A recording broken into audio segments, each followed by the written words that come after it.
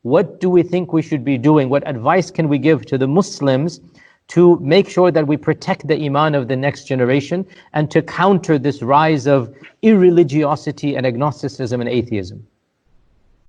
As far as the rise of atheism rising in the Western country, I disagree with you. It is not only Western countries, throughout the world. It is rising everywhere in the world, including Gulf countries. Where I considered that, the Gulf countries, especially Saudi Arabia, it is the heart of Tawheed. I was shocked.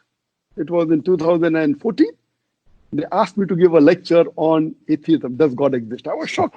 In Saudi Arabia, in Jamiatul Imam, where I consider one of the best Islamic universities, to give a talk on atheism. And then I realized that the people told me that even in the Gulf countries, leave aside Western countries, leave aside UK, leave aside America, India, even there are, and previously, according to me, when a person from Saudi Arabia or from the Gulf country went to America or went to Western country, the chances that, they would deviate from the deen would be maybe 1 or 2%. That's it. But nowadays, the chances are more than 25%. Coming back to your question, I know that there is a rise, and I've given a talk on this topic, does God exist? Where I have proved with reason, logic, and science the existence of Allah subhanahu wa ta'ala. What I believe that amongst the people who are in the past, there is a section of the guys who disagree on answering any question, which I don't agree with them. They say, okay, this question, ye shaitani sawal hai. This is a devil's question. So this question cannot be asked.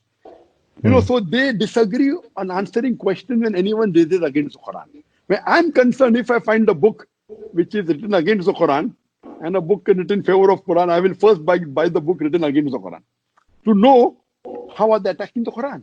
If I don't know how the enemies are attacking the Quran, how as a Dai can I defend it?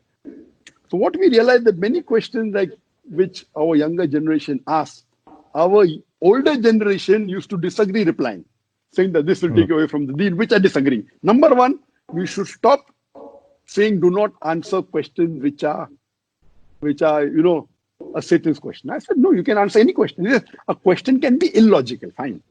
Yeah. But you cannot say that if it's any question, like someone say, why don't you have pork or anything? If they ask any question, it cannot be a question which cannot be asked. That's a different question, that everyone is not specialized in the field of answering the atheist.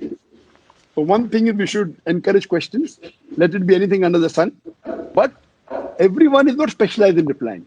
Because while if you're not specialized, you may falter and break the principles of Islam while replying. So I know many guys while replying to the non-Muslims, they go overboard and they go against the principles of the Quran.